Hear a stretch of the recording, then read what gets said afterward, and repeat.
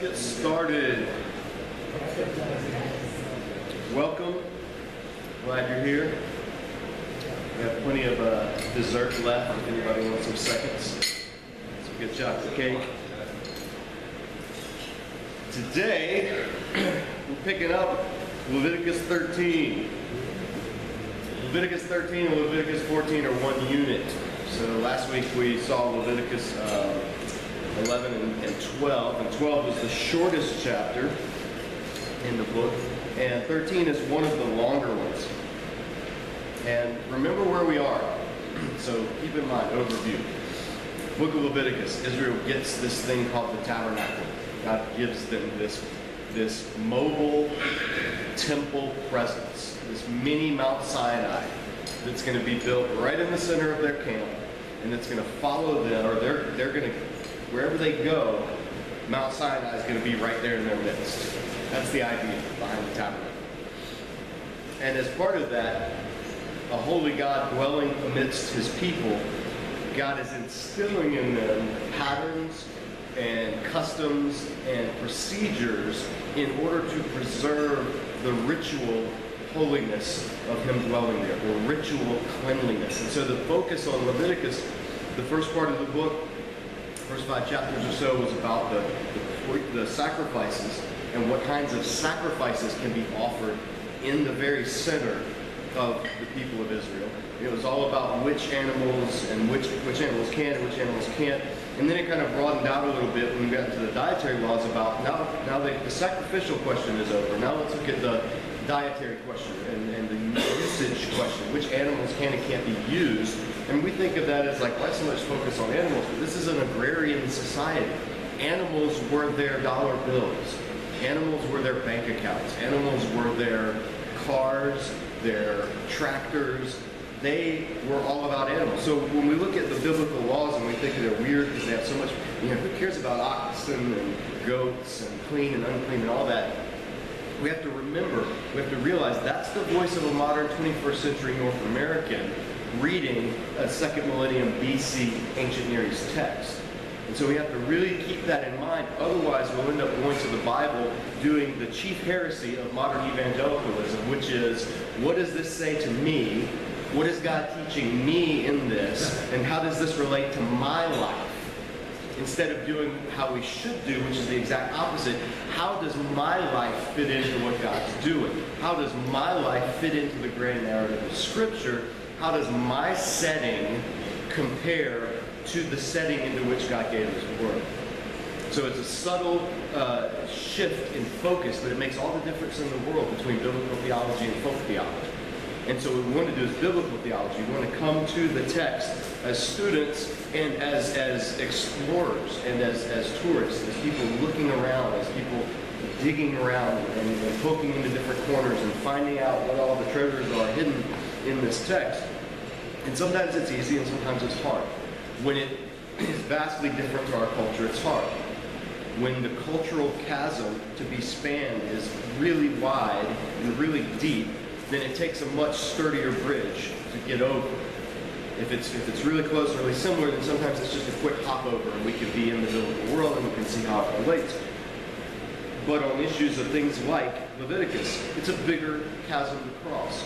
We're not an agrarian society, we're not a pre-industrial society, and we are on the other side of the new covenant. And that's the biggest deal, is we have to look to Leviticus through the lens of the cross, through the lens of Jesus, through the lens of the new covenant that was inaugurated at Pentecost. And that's the covenant into which we live. And in that covenant, the laws of Leviticus are not our primary binding external rule of life. The laws of Leviticus, for us rather, illuminate the character of God who gave them to the people under that first covenant. So we have to do more work, which is why we do this Bible study. It's why we go through week by week and we slowly go through the text. Our goal is not to read through the Bible in a year. It's not to read through the Bible in 2 years. At the rate we're going, about 50 years from now we'll be done. And that's okay, because we never stop being a student of Scripture. but rather it's to slow down and look and say, how can I step back into this world and see the principles at work and see the reflection of the God who gave this covenant to these people. So we're into now, so this section, Leviticus 11 through 15, is all about cleanliness and purity. Cleanliness and purity. And all of that relates to the concept that God's trying to ingrain through these characteristics of holiness. So cleanliness is next to godliness. Yes, in some sense that's true. God wants his people to be clean, but not clean in the sense of just washing and scrubbing. Because there's things that make someone unclean that we look at in these that they're like, well, that's actually, there's nothing unhygienic about that. And then there are things that are considered clean that we're like, how is that clean? That doesn't seem hygienic at all. Or if hygiene is the purpose, then these laws seem kind of odd. And it's all about, we have to all keep in mind that the focus is on ritual cleanliness, Levitical cleanliness, not modern germ theory cleanliness, right? It's all in the context of the ritual. And we, as a lot of us who are Protestants, kind of bristle at the word ritual. You know, we hear ritual and we think dead, dry. You know, if you're raised in Catholic church or went to Catholic school, you don't want anything to do with ritual because you have too much of it. We think of ritual as something bad, but it's not necessarily. Dead ritual, hollow ritual, or hypocritical ritual is what Scripture denounces, not ritual itself. And so we want to keep that in mind. The value of ritual is in what it teaches through the subconscious, not necessarily where you can connect the dots intellectually and go, oh, this makes sense because this equals this, and so by doing this, I'm really doing this. It's a deeper level than that. There can be some of those examples, but more, it's a whole way of life. It's you know, when churches that have rituals, when they do incense, if you've been in a church that has incense, the incense has a practical purpose, especially in the ancient world. It covered the smell of things. You know, before there was Axe body spray and Pantene Pro V for your hair, before that, people stank. And so, and especially when animals got involved, if you've been to a farm or a slaughterhouse, it stinks.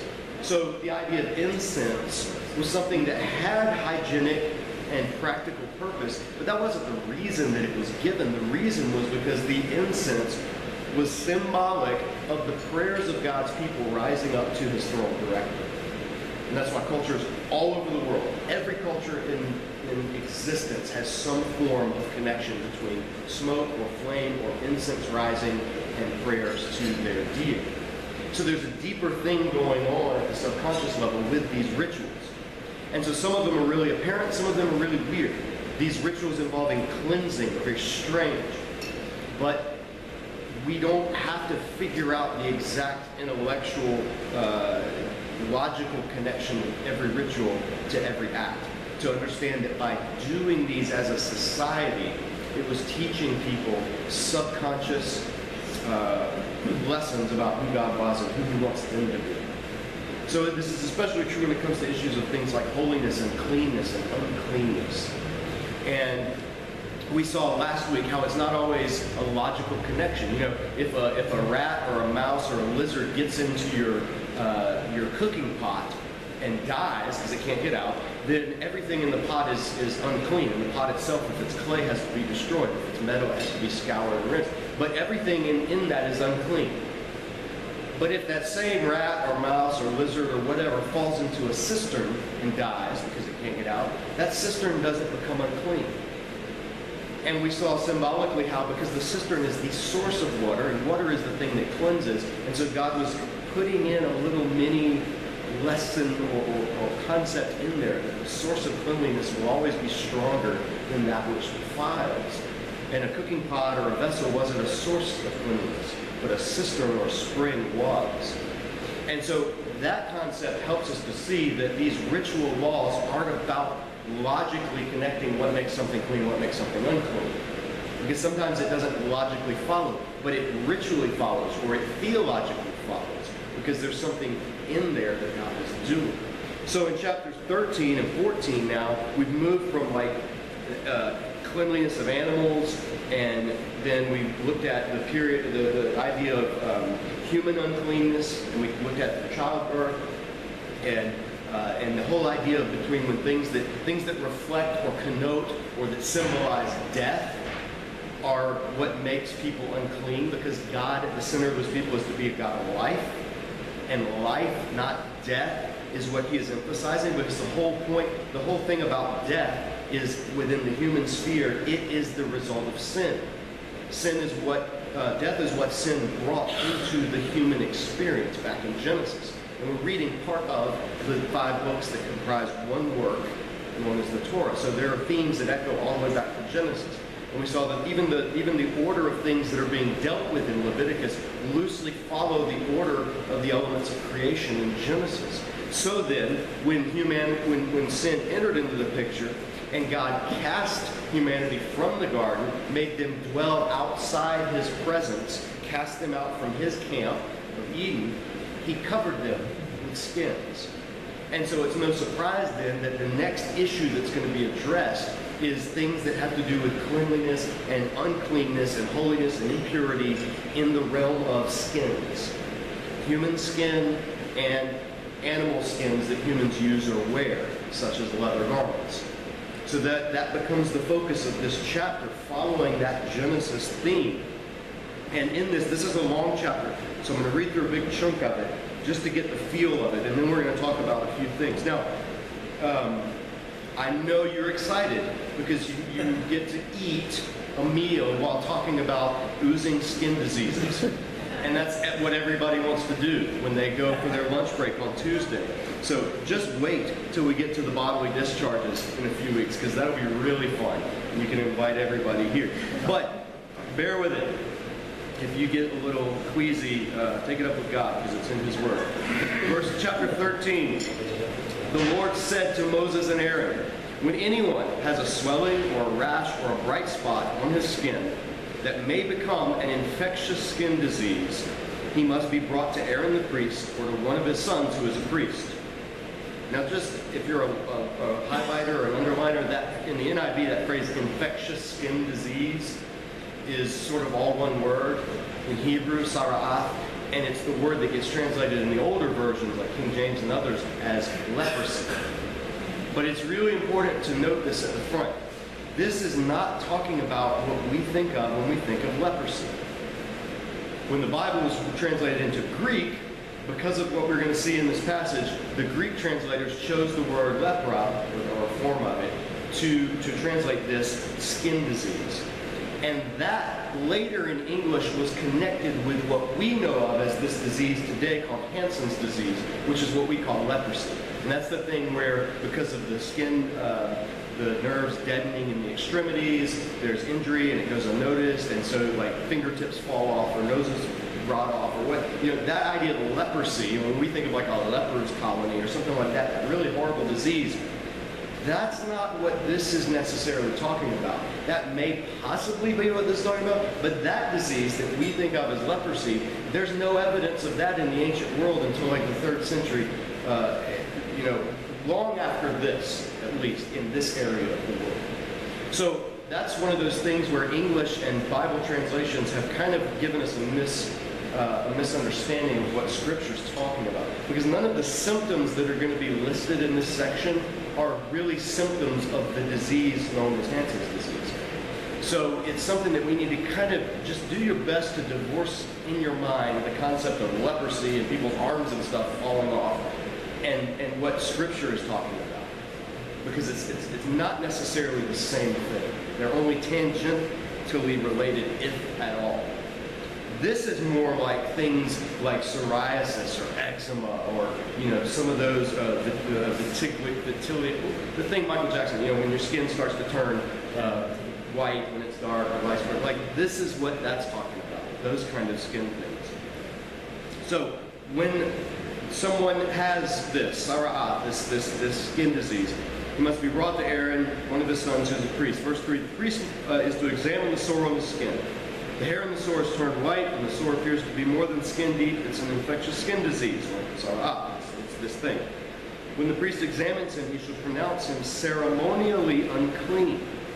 If the spot on his skin is white but does not appear to be more than skin deep, and the hair in it is not turned white, the priest is to put the affected person in isolation for 7 days, 1 week. On the 7th day, the priest is to examine it.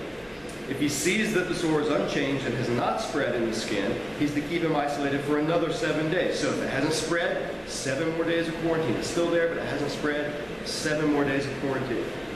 On the 7th day, the priest is examine him again. If the sore is faded and has not spread in the skin, the priest shall pronounce him clean. It's only a rash. The man must wash his clothes and he will be clean. If the rash does spread in the skin after he has shown himself to the priest to be pronounced clean, he must appear before the priest again. The priest is to examine him, and if the rash is spread in the skin, he should pronounce him unclean. It is an infectious disease. It is this sara'at. So the concept is, when one is suspected of having this whatever, impurity, if one sees, like if it's a sore, if it's a rash, if it's and they're going to give more examples, then the priest is to look for certain things. And this is where the priests are to be examiners, medical examiners. Now, the priests aren't doctors. In this whole section, the priests are not told any way to remove or get rid of the disease. There's no prescription for healing or for curing, because that's not the priest's job. The priest is not the medicine man. The priest is not the healer. God is the healer. All right? So there's not, in this case, the priest's job isn't to heal. It is to examine and to verify and to figure out what this person has. And does the thing that this person has, does that thing violate or jeopardize the ritual cleanliness of the camp in which the person is living? And if it does, or if it's suspected that it does, the person is to be isolated for 7 days, moved out of the camp, and see what happens. If it spreads, then the person is ritually unclean, and we'll talk about what needs to happen. If it doesn't spread, if it just stays how it is, give it another week. 2 weeks, if there's something, if it's like a rash, if it's ringworm, if it's some, the things that we're all used to, then if it gets better, then they can be let back in. So this is the priest's role. It's examining, but it's examining for ritual purity, not moral standing. There's nothing about if somebody has this, it's because they're a sinner. If it has this, it's because it's God's judgment on them. There's no connotation of that in this text. This is just strictly forensic examination. What is the state of this person? With a mind to our corporate holiness. Individual impurity can affect corporate purity. And that is a lesson that's hammered home throughout this chapter and other chapters in the Torah, where God is ingraining into his people. It's not just about you and me, individual and God. It's about y'all and me, community and God. And so part of community means keeping an eye out for ourselves and for one another so that we're maintaining this thing called corporate holiness, corporate purity. And that in and of itself has strong theological implications in the New Testament when it does start talking about corporate sin and guilt and things that do defile a person. And when Paul will tell the Corinthians, expel the wicked from among you, and he'll cite the Torah and the idea of maintaining community standards of holiness. And so that'll come into play much, much later, but the emphasis right now is that this is a communal thing. But here's how we'd see that it's not illogical. If you have any blemish, then you're out of here. This is where we see that this is not saying, oh, you got bad acne, you're out of here. God doesn't, you're a different color, your skin's lighter, you're out of here. Your skin's darker, you're out of here. It's not about that. This is about things, this thing called sara'at, this infectious disease, this thing that has the appearance of death. This thing that takes healthy black hair, and remember, this is ancient Hebrew, Near East. Everyone was black-haired back then. They didn't have blondes and redheads, certainly. So if you had black hair, that was healthy hair. If there was an infection or there was something under the skin, the hair, the spot of it would turn white, it would turn brittle, and that would be the sign of an infection. So that's what it's talking about with the hair changing color. But check this out. Starting verse 9. When anyone has an infectious disease, he must be brought to the priest. The priest is to examine him. If there's a white swelling in the skin that has turned the hair white, and if there is raw flesh, and this raw is a good translation because it means like raw flesh, like living flesh, like possibly bleeding, or how pop a blister is just very raw. If there's raw flesh in the swelling, it's a chronic skin disease, and the priest shall pronounce him unclean. He's not to put him in isolation because he's already unclean. Verse 12. If the disease breaks out all over his skin, and so far as the priest can see, it covers all the skin of the infected person from head to foot, the priest is to examine him. And if the disease has covered his whole body, he shall pronounce that person clean. That's weird. You would expect that would be the most unclean. If it's all this thing, then that would be unclean. But it says the priest is to pronounce him clean. Since it has all turned white, he is clean. But whenever raw flesh appears on him, he will be unclean. In other words, if there's spots where it's not, then he'll be unclean. When the priest sees the raw flesh, he'll pronounce him unclean. The raw flesh is unclean. He has an infectious disease. Should the raw flesh change or turn white, he must go to the priest. The priest is to examine him. If the sores have turned white, the priest shall pronounce the infected person clean. Then he will be clean. So the idea from this, there's a lot of theories and ways to think about it, but the thing that jumps out to me is this is instilling in Israel that concept of not mixing things. Later, the laws will be things like don't wear two types of garments, don't sow two types of seed into your field, don't raise two types of crops on the same plot of land. Don't try to interbreed two types of different animals. There will be this law on keeping things separate and in their categories. So when a skin disease, when this sara'ah thing happens, if it affects parts of a person, then they have become ceremonially unclean because there's not that integrity, there's not that wholeness.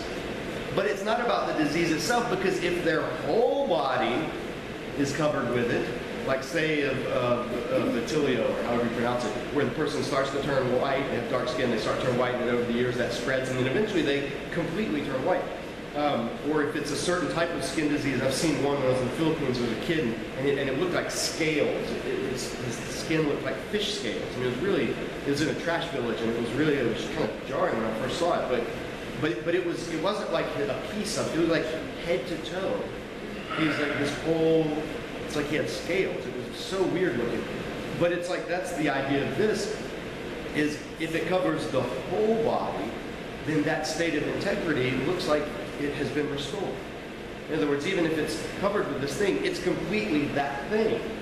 So there's that wholeness and integrity once again. It's the mixing, it's the interchanging, it's the thing that kind of remind or bring to mind the concept of decay and death. That connotes the idea of uncleanness. So it's really strange. It's one of those, it's just tucked away in the middle of chapter 13, and you can skim it, and you're reading it, and you're, he's unclean if it's this, unclean if it's this. Oh, every blemish makes you unclean. Not necessarily. It's the type and the nature of it. And to me, it's really interesting because it shows that the concern in this section is not about who's got what diseases or who's got what ailment or whatever, but it's undermining or undergirding that concept of integrity and wholeness. So if you have this skin disease, this scale disease, but it covers everything equally, then you're not unclean. You're clean. So do with it what you will, but it's a very odd, it's a weird thing. It's one of these cases where the laws fly in the face of what we would think of as making logical sense if we were examining this from a medical standpoint, or a quarantine standpoint, or an infection standpoint. But it shows us that that's not what this chapter is about. God is not just preserving. Now, do the rituals that take place in this help in stopping outbreaks of things like plague or infectious disease? Sure, absolutely. Quarantining someone who's sick. If you got chickenpox, you quarantine them for a week, for 2 weeks. That's helpful in keeping the chickenpox from spreading to the other people. So that just makes basic sense, but that's not the purpose necessarily of these passages. Remember, this is all in the context of how to be God's holy people, living with God right there in their midst, and not jeopardizing that holy, impure boundary. So let me go on and buzz through the rest of these, and then we'll wrap it up. So it goes on after that. It says, if someone has a boil on his skin and it heals, and the place where the boil heals place where the boil was, a white swelling or a reddish spot appears, he must present himself to the priest. The priest is to examine it. If it appears to be more than skin deep, the hair in it is turned white, the priest shall pronounce him unclean. It's an infectious skin disease that is broken out where the boil was. When the priest examines it, there is no white hair in it, and it is not more than skin deep, and it's faded, then the priest is to put him in isolation for 7 days. Safekeeping was quarantine. If it's spreading in the skin, the priest should pronounce him unclean because it's infectious. But if the spot is unchanged, it's not spreading, it's only a scar from the boil, and the priest should pronounce him clean. So you can have scars, you can have spots, you can have blemishes. It's okay. It's this thing that God is actually looking at in order to prevent. When someone has a burn on the skin, a reddish or white spot appears, and the raw flesh of the burn, the priest examines the spot. If the hair in it is turned white and appears to be more than skin deep, it's an infectious disease. It's broken out in the burn.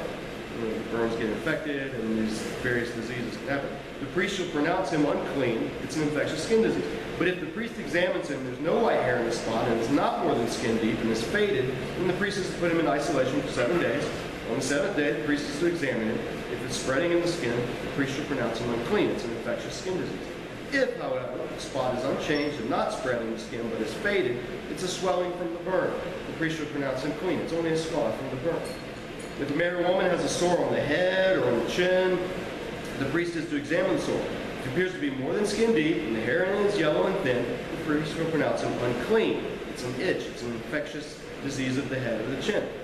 But if, when the priest examines this kind of sore, it does not seem to be more than skin deep, there's no black hair in it, then the priest is to put the infected person in isolation for 7 days. On the 7th day, the priest is to examine the sore, and if the itch is not spread and there's no yellow hair in it, and it does not appear to be more than skin deep, he's to be shaved except for the diseased area, so you can get a good look, and shave around it, and let's keep an eye on this thing. And the priest is to keep him in isolation another 7 days. On the 7th day, the priest is to examine the itch. If it's not spread in the skin and appears to be no more than skin deep, the priest shall pronounce him clean. And then he must wash his clothes and he'll be clean. But if the itch does spread in the skin after he's pronounced clean, the priest is to examine him. If the itch is spread in the skin, the priest does not need to look for yellow hair. The person's unclean. If, however, in his judgment it's unchanged and the black hair is grown in it and the itch is healed, he's clean, the priest should pronounce him clean. When a man or woman has white spots on the skin, the priest is to examine them. If the spots are dull white, it's a harmless rash that's broken out on the skin. The person's clean. This is a great verse. You should put on your greeting cards. When a man has lost his hair and is bald, he is clean. Those of you that are bald or balding, rejoice. You're clean. If he's lost his hair from the front of his scalp and has a bald forehead, he's clean. So receding hairline, no big deal. You're still clean. But if he has a reddish white sore in the bald head or forehead, it's an infectious disease breaking out on his head or forehead. The priest needs to examine him. If the swollen sore on his head or forehead is reddish white, like an infectious skin disease, the man is diseased and is unclean. The priest should pronounce him unclean because of the sore on his head. Here's what you do, the whole unclean thing. The person with such an infectious disease, and this covers all the previous ones, so the person with this, sarah, must wear torn clothes. Let his hair be unkempt, cover the lower part of his face, and cry out, unclean, unclean, or impure, impure. As long as he has the infection, he remains unclean. He must live alone outside the camp. Now, does that mean he must live alone like an actual hermit, or he must live alone, meaning not within the camp? It's more likely the second, because there were later what would be known as leper colonies, where people would live not alone, but relatively speaking, alone outside the camp. So it's not like saying you have to go live as a hermit and you're isolated in solitary confinement. But the point is, this last verse, and we'll finish with this, we'll pick it up next week. The person with such an infectious disease must wear torn clothes, let his hair be unkempt or messy, and cover the lower part of the face and cry out unclean. Those were the things, other than the crying out unclean, the covering of the face, the unkempt hair, and the tearing of the clothes. Those are the rituals you do when there's a death. Those are mourning rituals. Those are what you do when you have come in contact or there is a corpse, when someone has died. Hair's let down, unkempt, face is covered, you're in mourning, clothes are torn. This is equating, and this is the key how we see what this whole thing of an infectious skin disease, a sara'at, whatever it is, whatever it may have been medically, theologically and ritually, it is the presence of death within a living person. And that's like the ultimate no-no in terms of cleanness and uncleanness and holiness and purity. The whole point of it is those two things should not overlap. Unclean and clean should not mix. Holy and common should not mix. So when you have a living person and there's this vestige of death that's spreading in them, then that's like the ultimate theological or symbolic embodiment of what God is saying holiness is not to be. It's not to be this amalgamation of clean and unclean, pure and impure. There's to be the separation. There's to be the integrity. And so the ritual, the aspect of uncleanness that's adopted when it's found, when it's seen, when it's proven after 2 weeks of quarantine is this is death, or symbolic of death. And just like a dead animal, a dead corpse defiles, a person with this living death on them defiles. Does it mean God hates animals that are unclean? We already said no. God doesn't hate pigs. He doesn't hate shrimp. Does it mean God hates a person that has leprosy? No. God doesn't hate the person. We'll read about people later in Scripture like Naaman the Syrian who had leprosy or some form of this thing, and God still loved and chose to heal. Does it say it's irreversible? No. It doesn't say anything about whether it can be healed or not. And so the hope for people that would have this would be to cry out for God to heal them, that they could be restored back into the community. And most of these skin diseases were not terminal long term. They were able to be healed, and if so, then the person would be brought back in. But this also lets us know the seriousness with which this clean, unclean barrier was being put in place in the people of Israel. And it makes it all the more scandalous when we read in the New Testament Jesus going up to people that have these diseases and touching them. And just like the spring in the cistern and the animal that falls in it, the spring makes it clean, doesn't get defiled. Jesus touching the leper transmits his holiness to the person. The person is cleansed of their leprosy because his holiness goes that way rather than being defiled by them. Why? Because he is the spring. He's the spring of living water. But we are 90 seconds over, so I'm going to be mindful of your time. Have a great week. Come back next week. We'll pick it up in the next section.